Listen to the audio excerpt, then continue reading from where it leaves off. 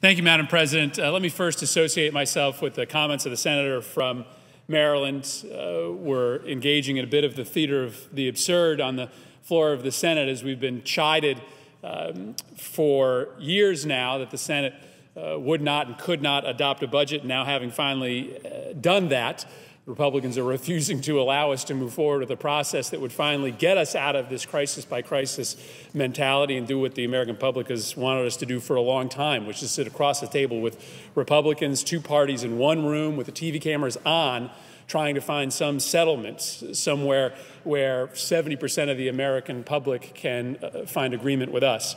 Madam President, I'm here, though, to turn back the clock about 3 weeks to another day that I would argue is amongst the saddest that this chamber has seen in a long time, and that was the day in which we went against the wishes of 90% of the American public and refused to adopt a measure that would have applied background checks to the vast majority of gun purchases in this state. That bill also would have, for the first time, made gun trafficking, illegal gun trafficking, a federal crime. During those days, I came down to this floor 4 or 5 times to tell the stories of victims. The victims of Sandy Hook, but also the victims of, frankly, countless other mass shootings and routine gun violence, mainly in our urban cores. And I said that no matter what happened on that vote, that I wouldn't stop, that I would come down here and continue to tell the real stories that should matter. Well, we didn't get that bill passed, even though we had the support of 55 members of the Senate. But our fight isn't over, because the plight of gun victims and the surviving relatives of gun victims is not over either. Now, this is an old chart. It's one that I had up here for a number of hours during that week, and it displays the number of people who have been killed by guns since December 14th, 2012, when my state was visited by one of the worst mass shooting tragedies that this country has ever seen. We'd have to now have 2 charts up here to simply display the same thing, because this number, which was somewhere in the 3,000s, has now easily cleared 4,000, maybe is even up close to 5,000, the number of people who since Sandy Hook have been killed across this country by gun violence. And so I want to come back down here to the Senate floor this week, as I will next week and the week after, to continue to tell the stories of who these people are, because they deserve an answer.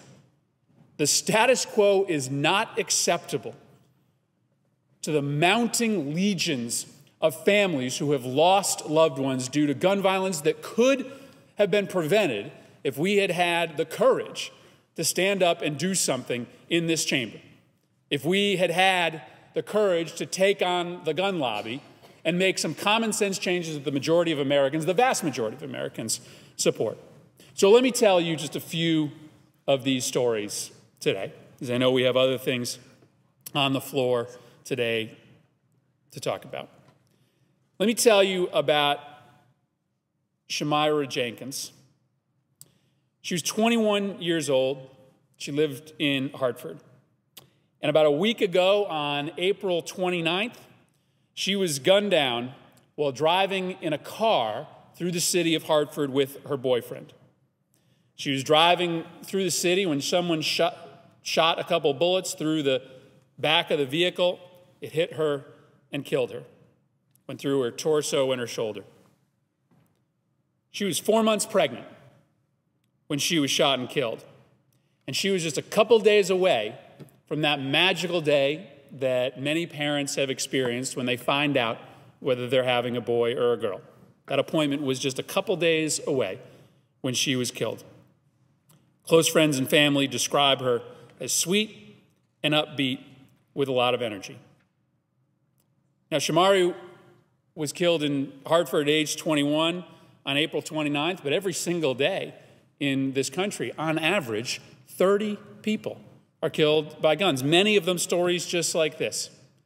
The ages of all the people that I've been talking about on this floor, you get a couple that are in their 40s or their 50s, a few, as I'll talk about later, even younger, but the majority of these kids are 17, 18, 19, 21 years old.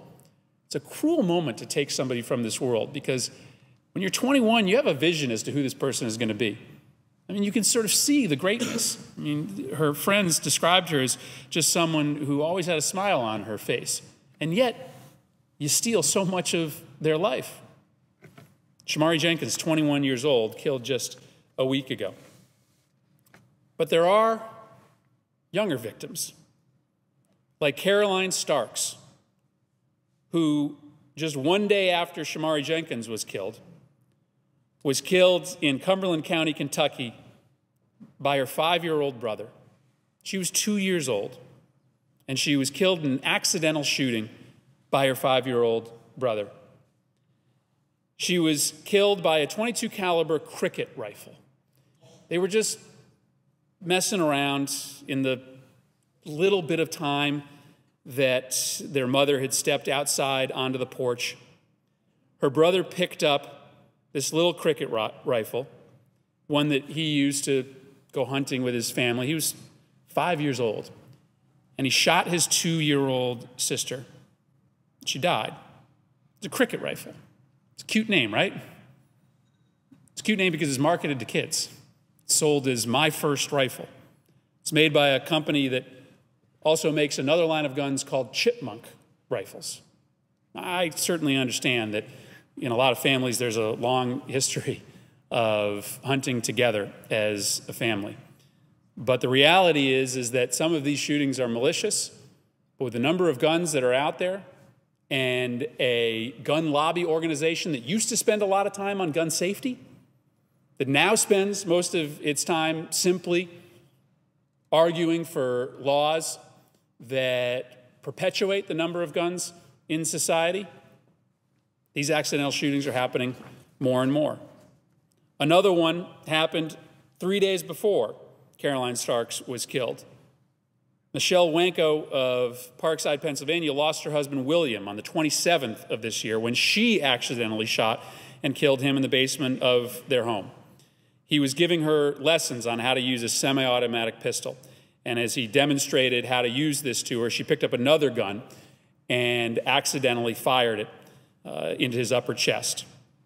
Her screams awoke their 5-year-old son, who was sleeping alongside their 2-year-old son upstairs. It's not just mass shootings. It's not just urban violence. It's also this rash of accidental shootings, taking the lives of mothers and children that we've seen as well. But, Madam President, we still should talk about these mass shootings because our inaction almost guarantees that it's going to happen again. And a lot of people said that the law that we had on the floor of the Senate a couple weeks ago had nothing to do with Newtown. So why are we talking about a piece of legislation that ultimately wouldn't have prevented Adam Lanza from walking into that school and shooting 26 people? Well, that's true, but we know from experience that a better background check system could have prevented at least one mass tragedy in this country, and that's the Columbine tragedy. The guns that were used to perpetuate that crime on April 20th, 1999, they were bought at a gun show, the Tanner Gun Show, by friends of the assailants who bought the guns at a gun show because she knew that if she bought them at a federally licensed dealer, she wouldn't have been able to, that she would not have been able to walk out of that store with a gun. So she went into a gun show where she wouldn't have to go through a background check. And so perhaps if we had had a stronger background check system on the books on April 20th, 1999, maybe Rachel Joy Scott would still be with us today. Rachel was an aspiring actress. Her father said that she was just made for the camera, and she wasn't just acting, she was writing plays. She had written one already, and she was getting ready to write another one. She was a devout Christian, and she kept diaries where she wrote about her hope for living a life that would change the world with just small acts of compassion. Maybe if we had had a better background check system in 1999, Daniel Lee Rohrbaugh would still be alive today. He worked in his family's car and home stereo business. He loved electronics, and he had a real talent for it. He'd make a little bit of money working at the store, but he never spent it on himself. He spent almost all the money that he earned on Christmas presents. His father remembers Danny's generosity by saying he didn't spend any of the money on himself, and he was upset because he came up $4 short on the last present for Christmas. Maybe we'd still have Daniel Connor Mauser with us today. He was a straight A student. He was the top biology student in his sophomore class. He was shy, but he knew he was shy, so we wanted to try to overcome it, and so he joined the debate team so that he'd be more confident about public speaking. And he was just as compassionate as Daniel was. When a neighbor had become ill, he went down there and raked leaves and asked how he could help to help out his neighbor. He loved swimming and skiing and hiking. He was on the school's cross-country team. Straight A student, the top biology student in his class, will never get to know what Daniel Connor Mauser would have been. Maybe if we had a better background check system, Matthew Joseph Kechter would still be alive today. Another straight A student, but a student athlete as well. He was a starting lineman on Columbine's football team. He was a great student athlete, but also a great older brother. His younger brother really looked up to Matthew, and he would wait at the mailbox for Matthew to come home from school every day. Matt had hoped to attend the University of Colorado, where he wanted to study engineering. A straight A student, a student athlete, wanted to be an engineer. Boy, doesn't that sound like the type of kid that we need in this country today. These are just another half dozen of the thousands of victims that we have read about in the newspaper and watched news about on TV since December 14th, 2012. And the last thing I'll say is this, Madam President.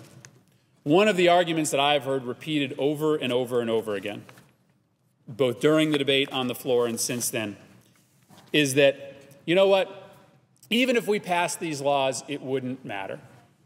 Sure, you say that the guns were purchased outside of the background check system for the Columbine shootings, but even if the background checks were required, these kids would have found another way to get the guns. Another way of putting the argument is, criminals are going to violate the law, so why pass the law in the first place? Well, that's as absurd an argument as you can muster in this place.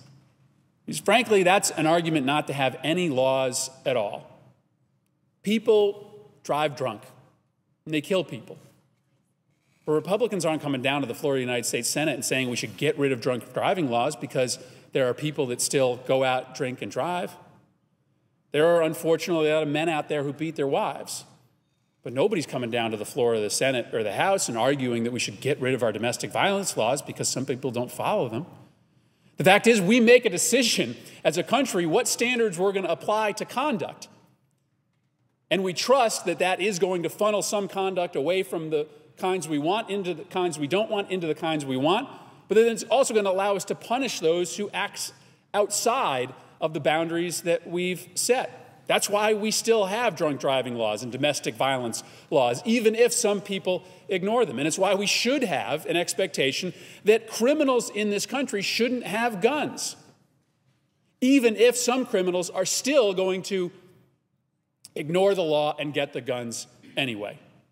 Because that way we can punish those people who do wrong, and we can have some comfort in knowing that some people will choose to do right because of the consequence of the law being in place.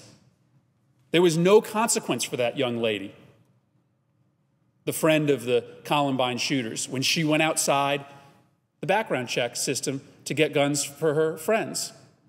We'll never know if she would have made a different decision, but why not have the law to test out the theory for the thousands of people who have died since September 14th? They'll take that chance that the law will work. Thank you, Madam President. At this point, I'd yield the floor.